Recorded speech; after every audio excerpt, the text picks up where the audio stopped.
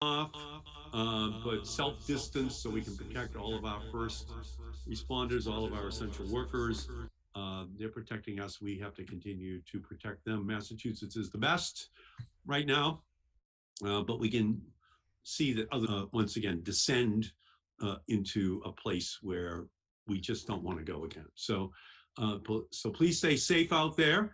And and tonight the conversation is going to be about Alzheimer's and the incredible people who are involved in this disease as researchers, as advocates. 5 million people in America right now with Alzheimer's. By the time all of the baby boomers have retired, it will go upwards to 15 million people with Alzheimer's. So failure is not an option. And in the same way that in the 1960s, the goal was to have a mission to the moon, the goal right now has to be a mission to the moon. To still learn about the surface of the moon, there is still much to learn about the brain and its intricacies, but we know that we can do this. And tonight, we've got an incredible group of people. My interest began obviously when my mother, who was a brilliant woman, very, very smart, high school class president, didn't really go to college because her mother died when she was a senior. It was an immigrant mother and father. So there were 5 sisters. So my mother had to really be the mother for the younger family members. So she didn't get to go to college, but at the same time, she could do calculus at the kitchen table for fun when I was in school and translate Latin on site. So it wasn't as though she wasn't smart enough to go to college, but in many ways, in that era, that's just the way it was. One of the girls will have to stay home. So when she got Alzheimer's, it was an honor that your mother married me. She was a brilliant woman. If the strength of your brain determined who got Alzheimer's, your mother would be taking care of me right now, eating him. But what he was really saying is that this is just a terrifying disease that can hit anybody, and that it is absolutely imperative that we work on finding the cure disease. And so I was able to pass a number of laws. One of them was the National Alzheimer's Project Act in 2010, which created the platform for having all of the different institutes of the National Institutes of Health share any information that they had about the brain, about Alzheimer's. 14, I was able to pass another law which required the National Institutes of Health to tell the Congress each year how much money is needed in order to find the cure for Alzheimer's by the year 2025. And so it was $500 million in 2014, but the number keeps getting bigger and bigger as we get closer and closer to 2025. So the number now is, this year, we're asking for $3.2 billion to be added.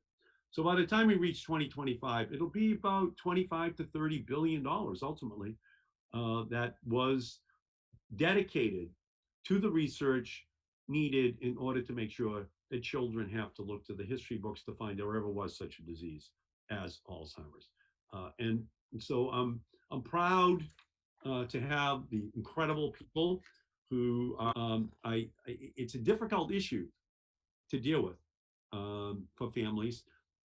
My mother passed away in 1998, and I started the Alzheimer's caucus in Congress the next year. It took me about a year to kind of deal with the loss. And now we have over 200 members of Congress who have joined the Alzheimer's caucus, so that we now have some clout. We have some muscle increase in the number of dollars which is being dedicated to the issue. So tonight I'm joined by 3 incredible advocates who have spent their lives working towards a cure. Dr. Jonathan Jackson is the founder and executive director of the Community Access Recruitment and Engagement Research Center at the Massachusetts General Hospital. Is investigating the early detection of Alzheimer's disease. He serves on Mass General's Alzheimer's Disease Research Center and Mass General's Cancer Center Equity Program, specializing in identifying and overcoming barriers to clinical research for people and communities of color.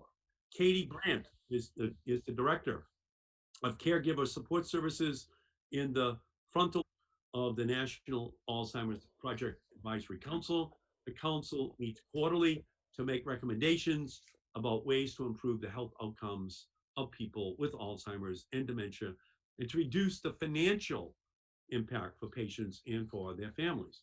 And last but not least, by far, I am joined by Mike uh, Belville, an Alzheimer's and dementia patient advocate who works with patients suffering from both cognitive diseases and other related issues. At 52 years of age, Mike was diagnosed with younger onset Alzheimer's. 2.5 years later, his diagnosis was changed to Lewy body dementia.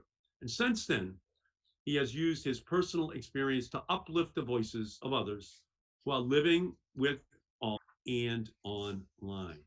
So we thank you, Mike and Katie and Jonathan, for joining us this evening for this very important discussion.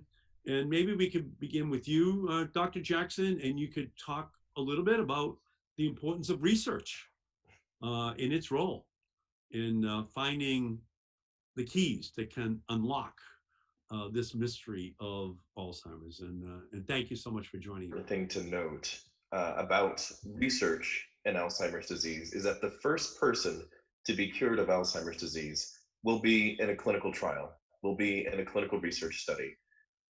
So the money that you've been talking about, the National Alzheimer's Project Act, and a lot of the funding increases that we have had for the more than half a decade have translated into moments of treatment for some who have been diagnosed with mild cognitive impairment or Alzheimer's disease.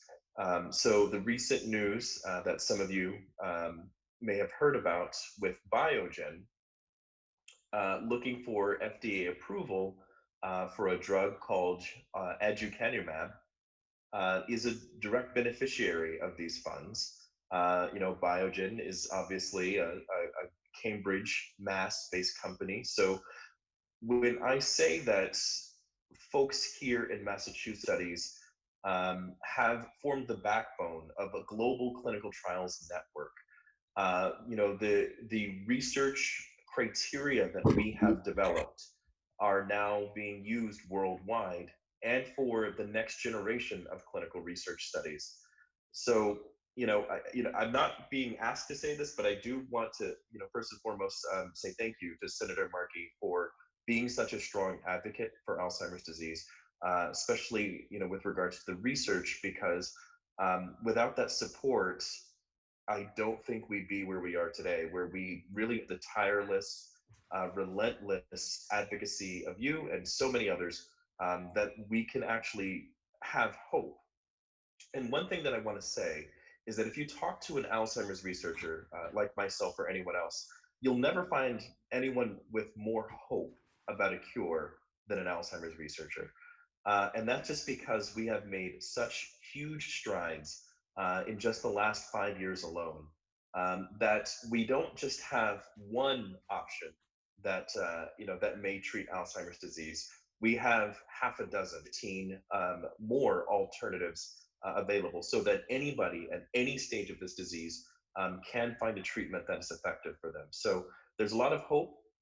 The research is continuing and ongoing, but it's because we've had so much support for a good decade now that we're able to see the results of that labor.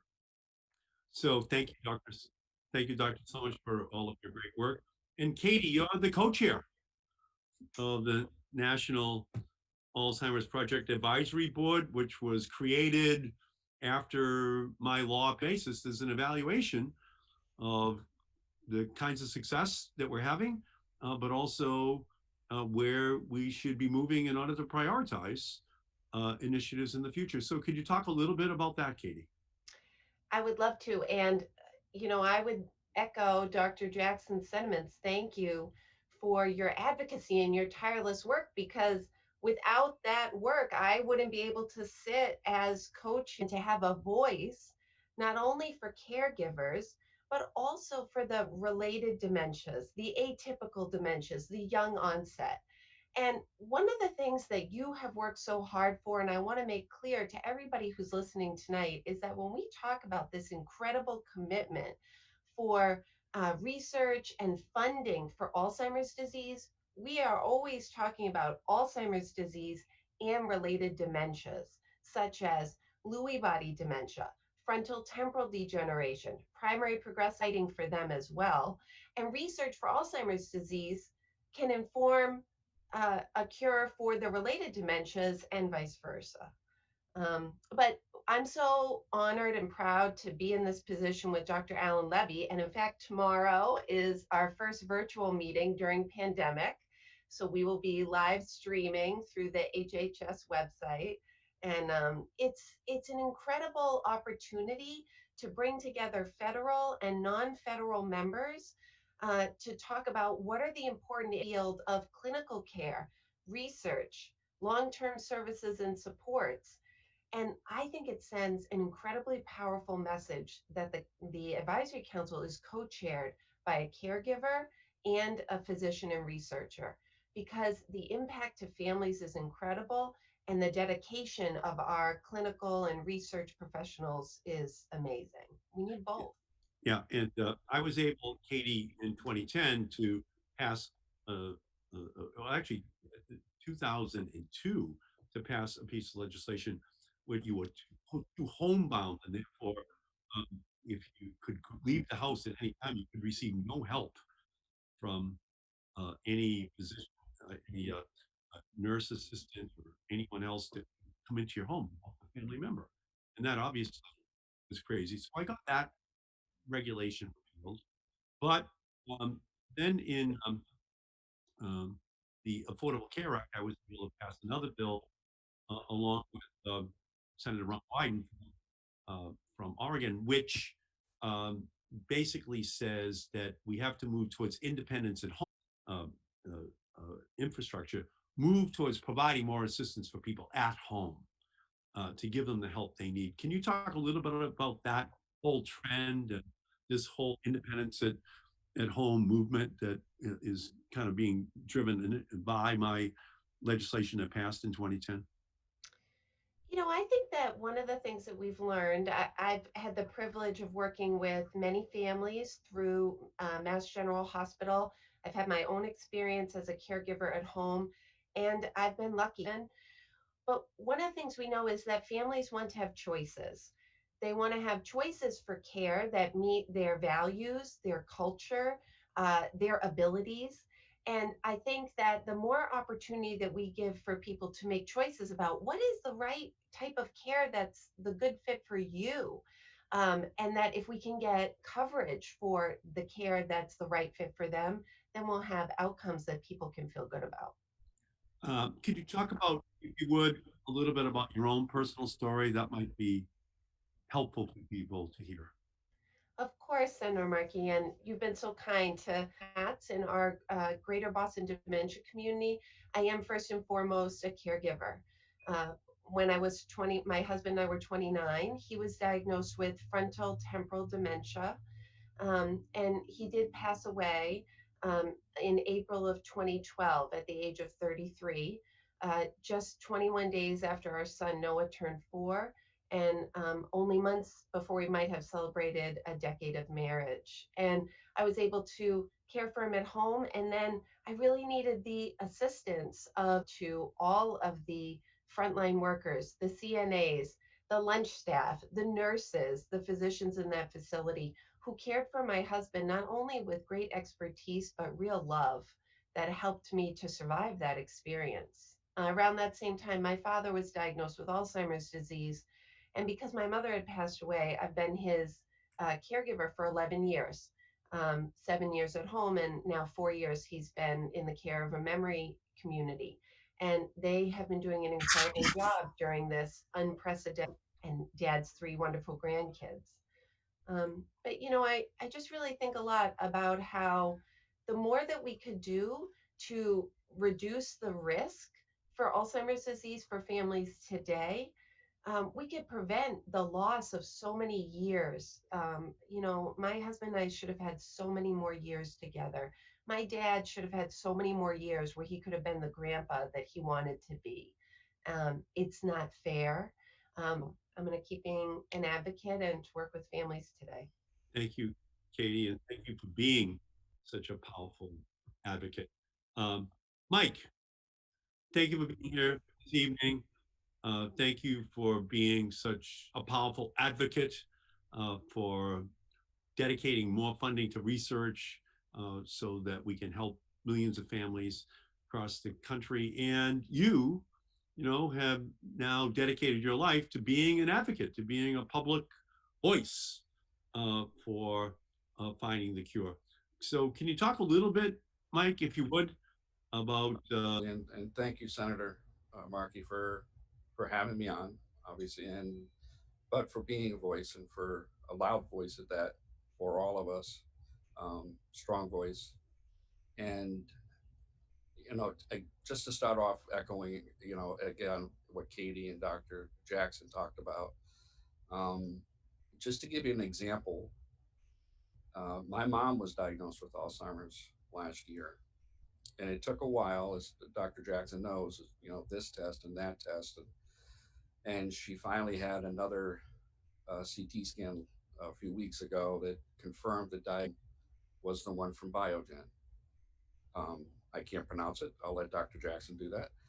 But again, because of that, you know, increase in funding, my mom is now benefiting from what that drug could potentially do. And I also had a number of very good friends who were actually involved in the clinical trial of that drug, who were just super excited about it because they could actually feel the benefits of being on that drug.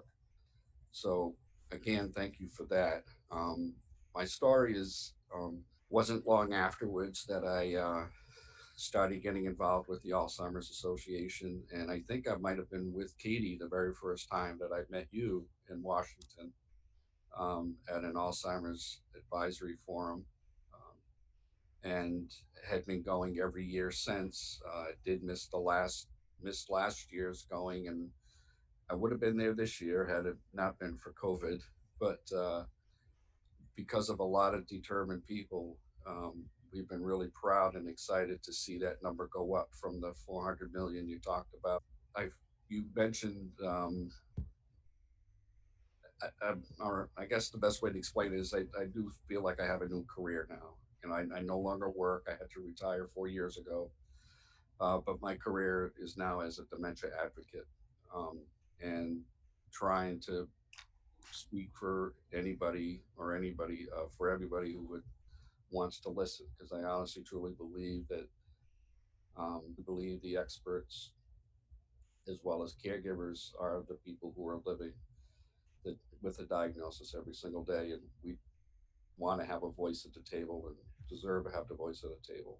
thank you, Mike. Mike, can you talk a little bit about the role of caregivers in this era where 5 to 5.5 million people have The role of Alzheimer's in our country caregivers. right now? I'm sorry, did you say the role of caregivers? Yeah, what is yeah? Talk about the Wow. importance Well, of caregivers for in my a wife, country with 5 to 5.5 million yeah, I people mean, with Alzheimer's. has to deal with on a daily basis.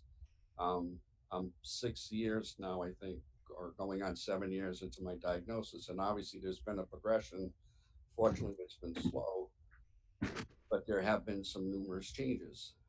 Um, and I like to try to explain it to people this way. I mean, especially just looking at one segment of what dementia is, and we'll just talk about personality. Um, my wife had come home from work one day and she said, I don't know what I'm going to expect when I open the. So I equate it to, I tell people feel like I'm all the characters of Winnie the Pooh. And some days she could walk in the door and I'm Tigger. I'm ready to pounce on her. Another day she could walk in the door and I'm Eeyore, or I'm all sad, or hopefully I'm more Winnie the Pooh than the other characters. But that's just one little segment of what a person who's caring for a person with dementia has to deal with every single day. Not to mention the financial burden.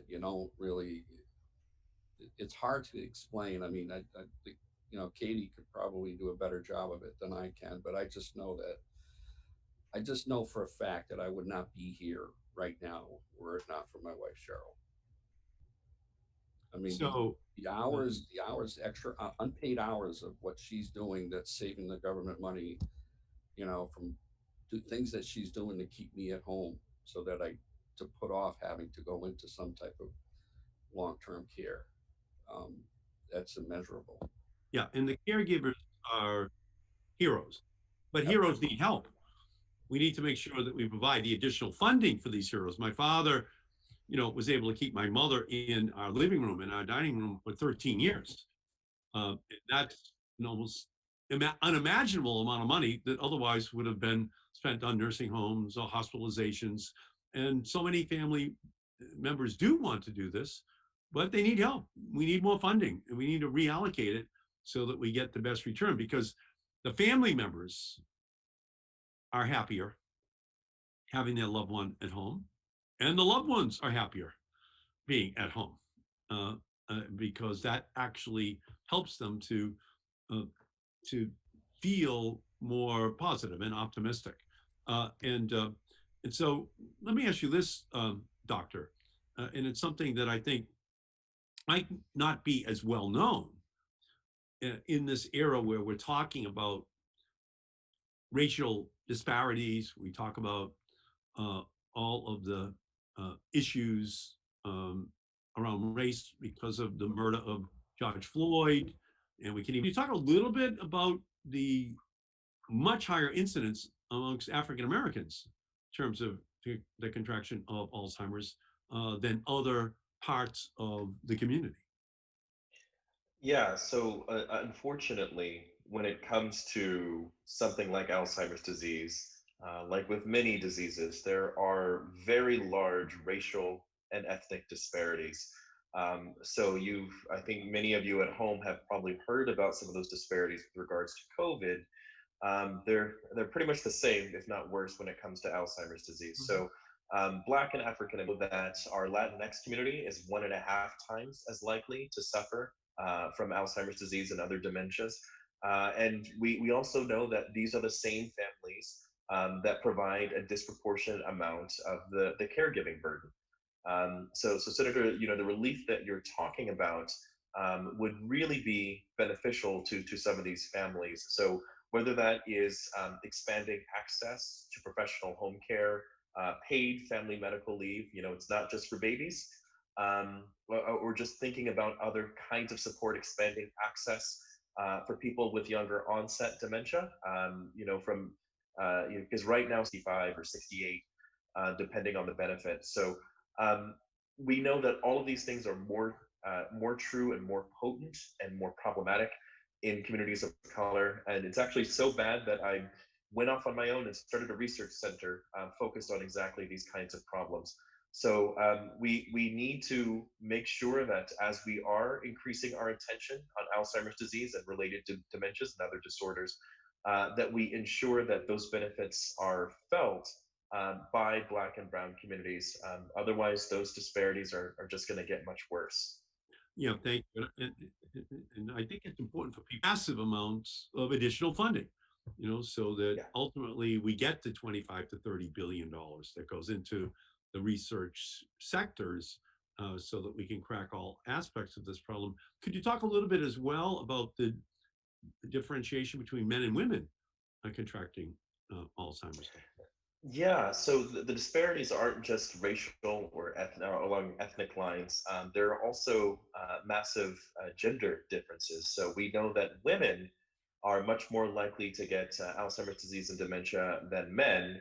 And wouldn't you know it, women are, of course, much more likely to be in there. There is just a huge amount of burden that's being placed on women when it comes to the disease, when it comes to caregiving. and we need to ensure that they are the first in line to experience some relief with whatever funds that we're putting forward. We know that women are leading the fight in terms of designing our most advanced clinical trials, and so we need to make sure that women are first in line to benefit from these therapies as well. Thank you, Doctor. Now, Katie, can you talk about the National Alzheimer's Project Act and how you discuss make sure that all aspects of this disease gets the attention they need, including caregiving? Well, tomorrow's meeting is a perfect example of that because we're going to talk about our recommendations as an advisory council to move the Alzheimer's Project Act forward. And that includes things like looking at health disparities, health equity, emergency preparedness. But one of the things that our council does is we have focus subcommittees. We have a clinical care subcommittee, a research subcommittee, and speakers for those specific areas so we can do a deeper dive to hear about what are the issues that are impacting people at the community level. What do clinicians need to help to do a better job of diagnosing people the right time right away so that then they can find out what trials they're eligible for, and what's happening in the research space that's promising that needs more support.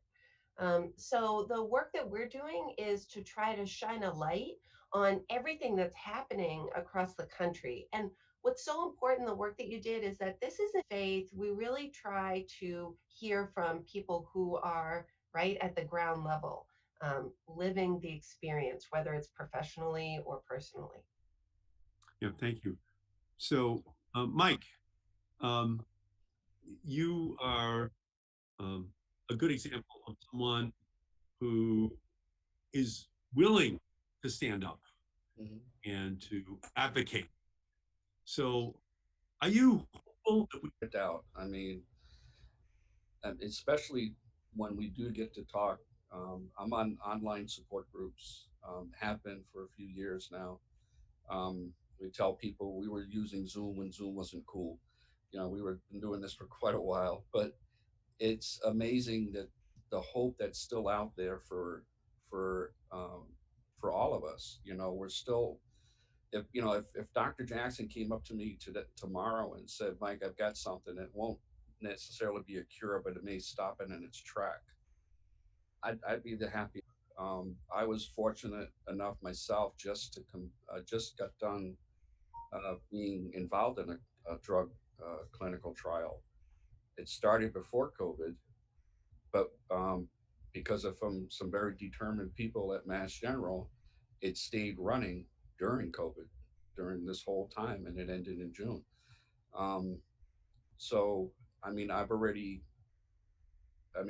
there's so many people out there who have a diagnosis, um, who have a voice that needs to be heard. The more voices we have speaking, it just clicked in my head about having something in 2025. So 25 and 25. I like those two numbers. 25 billion and 2025, whatever. But the point is the more people we have who have a diagnosis who can get out there and start speaking and start using their voice, the better it's going to get. The faster we're going to have find a cure. And Mike, um, last year, Medicare and Medicaid spent about $230 billion to Medicare, a total of $30 billion by the year 2025 to find the cure for a disease which consumes 10 times that every year at existing levels. But by the time we reach 15 million, it will just seem like a very small amount. So it makes a lot of sense to invest in prevention rather than cure, rather than the treatment that is necessary. So to the extent to which we can find uh, the uh, the causes of this disease and then manufacture the treatments, is the better off we will be as a country as well, because we're going to be saving a fortune on medical costs, because by the time all the baby boomers have retired and have Alzheimer's, the number will be something like $700 billion a year spent by Medicare and Medicaid on Alzheimer's, which is equal to the entire defense budget of the United States of America. So better to um, uh, better to think ahead, to anticipate, to try to make sure that we do all that we can do now to avoid a catastrophe and find these preventative programs. So coming back to you again, doctor, if I may, um, are you optimistic? You're talking to everybody in this community. You're talking about, you're talking to every company, every institution. So to the people who are watching tonight, should they have hope? Should they be optimistic? Yeah, yeah. So I'll tell you a story.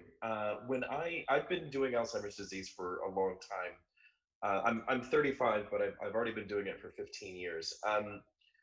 When I started graduate school, and you know what, I admire you for committing to this, at such a young age. But you got to find something else because we're going to take care of this, and there's not going to be anything left to study soon. And I thought that was a bit of a bold claim, and I thought that she was maybe speaking a little bit hyperbolically. But I'll tell you what, it's 2020 drug, that if approved will be the first new drug to treat Alzheimer's disease since 2003. Um, and we know that there are a number of other drugs in the pipeline that are likely to be just as, if not more effective than aducanumab. So, you know, if there's one thing that you could take away from my comments, and when I give talks in the community about Alzheimer's disease, I'll say the exact same thing: is please have hope. Every Alzheimer's researcher has hope. And it's not because we know that we have one option, it's because we really clear shot with, thinking about amyloid reducing therapies, just to get into the weeds here. But with the additional funds that we've gotten in the last 3 or 4 years, we've now opened up a lot of other options. So we've got, therapies that are focused on tau, on amyloid and tau together, on focusing on diagnosing Alzheimer's disease via blood tests. We're focusing on neurofilament light and interleukin 6. Different kinds of biomarkers that may affect. And we have so many options. So our first 10 could go wrong, and we still have a huge roster of possibilities. So it really, really is just a matter of when, not if. And I think the when is really going to be within the next 12 to 18 months for our first approved therapy. And by 2025, I would be shocked if we didn't have half a dozen approved therapies already available on the market. So we are so close, and I know that I'm sort of putting some pressure on there by making that kind of a prediction. But in 5 years, the game will be completely different. It will be unrecognizable from where we are in 2020. So please have hope, because we are so close to having real options available for anyone who's suffering from dementia. Thank you, doctor, so much. And I agree with you, Mike. Every time the doctor says the name of that drug, it's hard for me to pronounce either. Okay, so we're going to leave the experts to pronouncing it, but accept the word hope, which is a very powerful word. Um, and so, um, how are you doing, Mike? Why don't you tell people how you're doing, and what kind of help you get in addition to your wife, your family, to be able to make it through? Sure, I'm doing great. To be perfectly honest with you, I feel like I'm doing really well. I People who know me know I have a favorite quote from a favorite movie, Shawshank Redemption. It's get busy living or get busy dying, and I've chosen to get busy living. And I think anybody with this diagnosis can still. You could be a volunteer. I mean, I volunteer at my local senior center, um, doing the tech corner. So I'm helping seniors in my community with their tech problems. I can only help one person at a time, but I'm still doing it. Um, so that you still have a lot of life to live, and and I hope.